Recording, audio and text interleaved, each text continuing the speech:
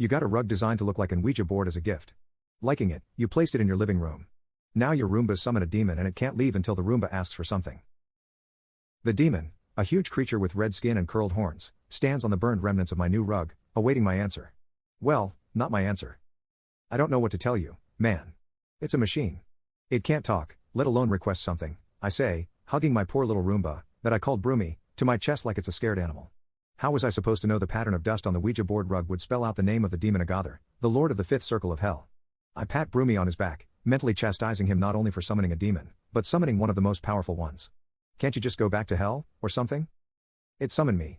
I must obey its command, Agather answers, his voice the most grating sound I have ever heard. But it doesn't even have a soul.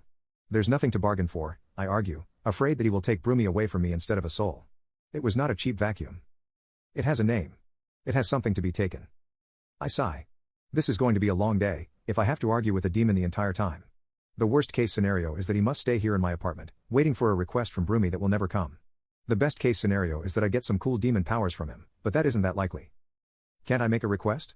Broomy is my property, so even if it summoned you, you could say that it was in my name. No. The word echoes through the room, like he wants the whole building to hear his refusal. Only the summoner can make a request. But it's a machine, it can't make a request because it can't talk.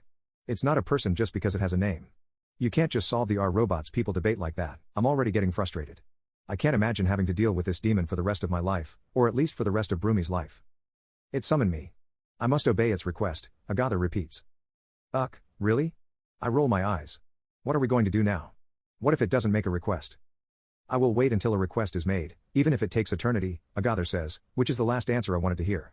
I mentally prepare myself for having to spend an eternity with a demon. Fine, whatever. I put Broomy back on the rug, where it immediately starts to vacuum up the ash. You can wait as long as you want. Hope you like spending time with a vacuum. Before Agatha can answer, Broomy stops moving and beeps 3 times. What is it saying? Agatha asks, looking intrigued at the little vacuum. I pull out my phone to check the app. It says, "Battery low, please charge me." I read of the notification, showing the message to Agatha. Ah. A request. Agatha exclaims. He points at Broomy and an electrical shock charge the air. The vacuum beeps again and start rolling around, vacuuming up the mess the demon, now back in hell, has left. Well, that was weird. Don't do that again, I say to the robot, which name I can't remember now.